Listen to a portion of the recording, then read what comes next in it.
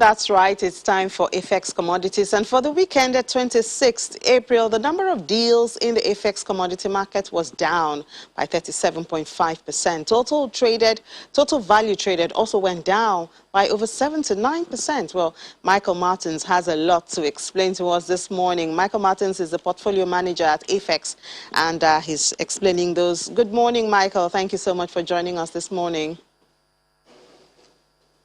All right, good morning, Nii. Thank you for having me once again. Yeah, you're welcome. So deals went down, total value traded went down. What happened during the week?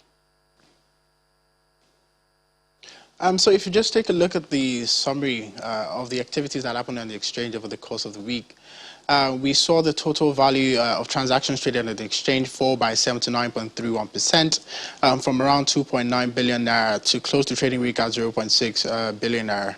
The total number of contracts traded on the exchange also fell by 76.36%, from 169,774 contracts to close at 40,127 contracts.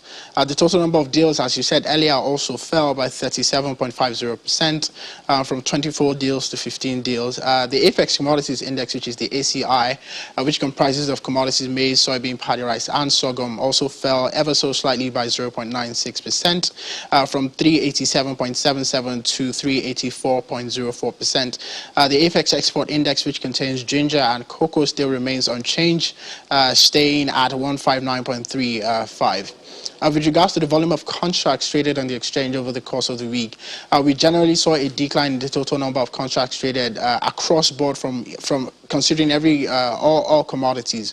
So we saw the total number of contracts traded for maize fall from around 162,670 to just over 40,000. We also saw, and cashew was the only other commodity that traded in comparably appreciable volume, for trading 6,650 contracts last week to just 119 contracts this week. So that's everything that happened with regards to the volume traded on the exchange.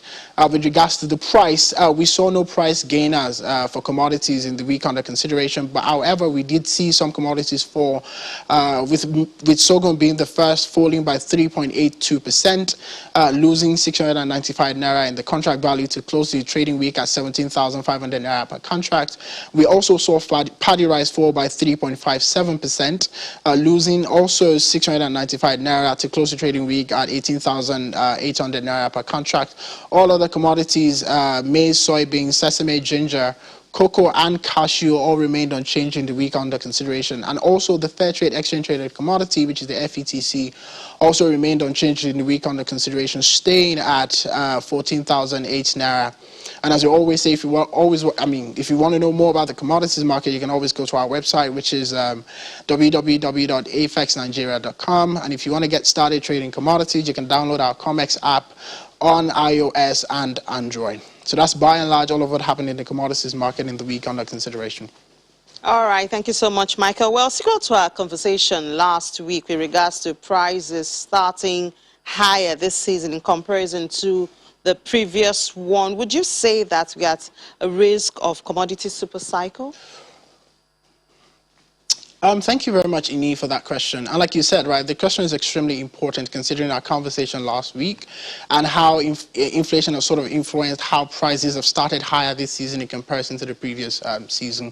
But before I even attempt to answer the question, I think it's important to delineate the difference between a commodity business cycle and a commodity super cycle. And I think we've spoken about this at length during the course of this conversation, right? So the general price dynamics, the supply-demand dynamics that you see happen in the commodities market at any given season, right, is that you have significant supply being available at harvest, and then you have a significant drawdown of that supply over the course of the entire commodity season, with demand very often overshadowing supply, right? And then you see prices trend upwards. The difference between a general commodity business cycle and a commodity super cycle is the fact that the supply sometimes becomes so inadequate that the demand significantly overshadows supply, leading to you having consistently higher prices for whatever commodity under consideration, leading to you having consistently higher prices from one season to another. So just looking at the data that we have at our firm, right? So we've sort of looked at the data for maize, and if we're to use maize, well, we're using maize because it's a proxy for the commodities market. It's the most liquid commodity on the exchange and also in the commodities market in general. It's safe to say that if you look at what the prices have been since the year 2004, right? So we saw a price range of between 32,000 to 35,000 between the year 2004 to 2007. And in the year 2008, where we had the global financial crisis, prices sort of skyrocketed to 47,000 in 2008, and then 63,000 in the year. And then 63,000 in the year 2009. And we sort of saw price range between 60,000 and 70,000 from the year 2009 up until the year 2016, where we had that supply shock, where we had that supply shock in the country, where we had that exchange rate devaluation up until 360 in the black market, and then 305, I think, in the official exchange rate. And then we saw the prices of commodities skyrocket to around 120,000 naira per metric ton, right, for maize, right? So, and prices have sort of inched around that same figure, right? And you saw 80,000 in subsequent years and 90,000 for starting price of commodities for maize. And then in the year 2020, prices sort of started at around 150, 140 thereabout in comparison to the previous season where you just had 90,000. Now I'm putting all those data out there to make a point. If you take an average of what the prices have been from the year 2004 to the year 2015, just before we had that oil supply shock in the country, the average price for maize as a commodity was around 50,500, right?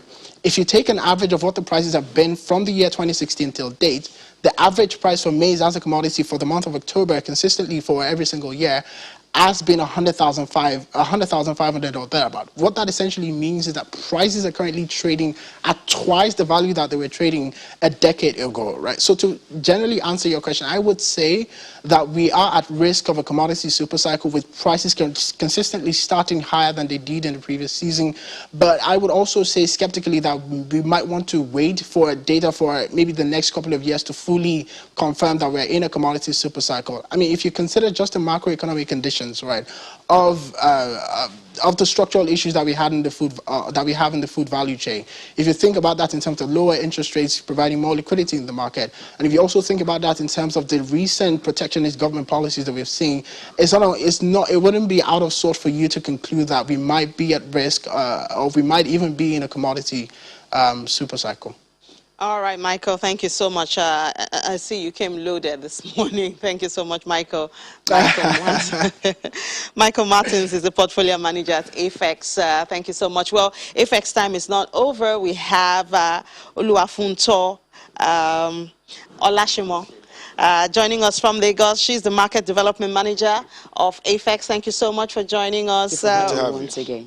Michael, give us a whole lot of information there. Well, 5 years ago, AFEX set out on a journey to create a transformation impact in the food systems, rural communities, and in the larger society. AFEX seeks to answer the question, how can a sustainable market be built in a scalable and inclusive way, having a long-term impact of livelihoods? 5 years later, what has AFEX done in this regard? Thank you very much again for having me, and it's always a pleasure to, have you always speak to you guys on this platform. So when we started out as AFEX, we started with a long-term commitment to support the Nigerian food system while promoting exchange of fair value across the players within that agricultural value chain.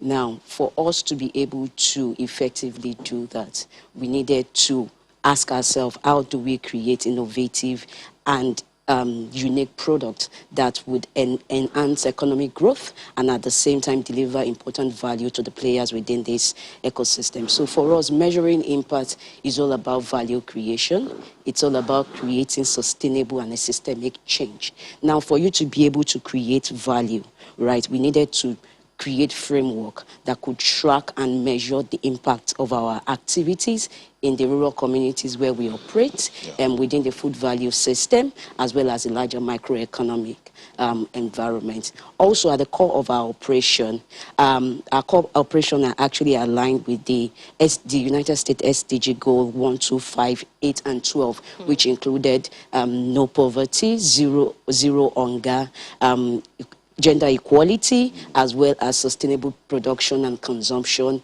including decent pay and economic growth. So for us, right, it was more of an alignment with what is currently obtainable at the global scale. Okay. Right. All right, talking about impact, how have you been able to measure this? So to measure impact, we all know that Nigeria is a very unique place. So for us to even start measuring impact, we needed to first understand the current livelihood and the current value creation within the agricultural value chain in Nigeria. Then we started capturing information and activities that were geared towards productivity, that were geared towards trade and access to finance, that were geared towards enabling and creating a transparent market through the use of innovative technology system, as well as our role and contribution to the structuring of the Nigerian commodities ecosystem. So in order to measure or to benchmark our impact, we consider the contribution of our impact along three major lines, which were rural impacts,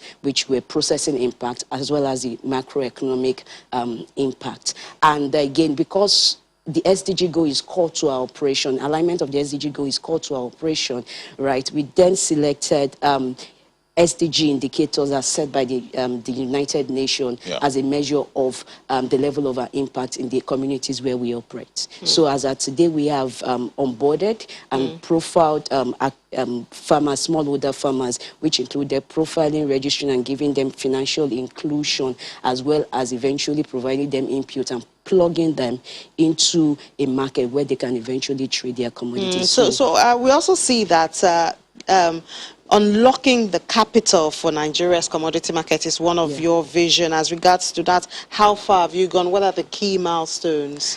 So again, it's been very interesting journey for us over the last 5 years, right? And the first major milestone for us was in 2015 when we got licensed by SEC as the first private-led commodities exchange in Nigeria. And within the same year, we started our warehouse operation across the key production states for focus crops like maize, sorghum, paddy rice. And then in 2017, we launched our trading platform, our NASDAQ-powered trading platform, which enabled trading of commodities. And the same year, we also started the distribution of commodities prices on a weekly basis. Then in 2019, we launched our AFEX Commodities Index that tracked the changes in prices of paddy rice, soybeans, and maize. And then in 2020, early 2020, we launched our COMEX platform that allowed both institutional and retail investors to be able to trade in commodity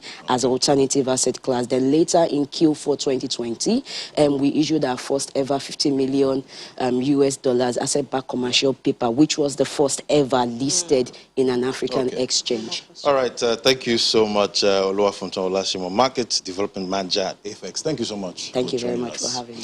All right, we'll take a moment now. This is Business Morning. Stay with us.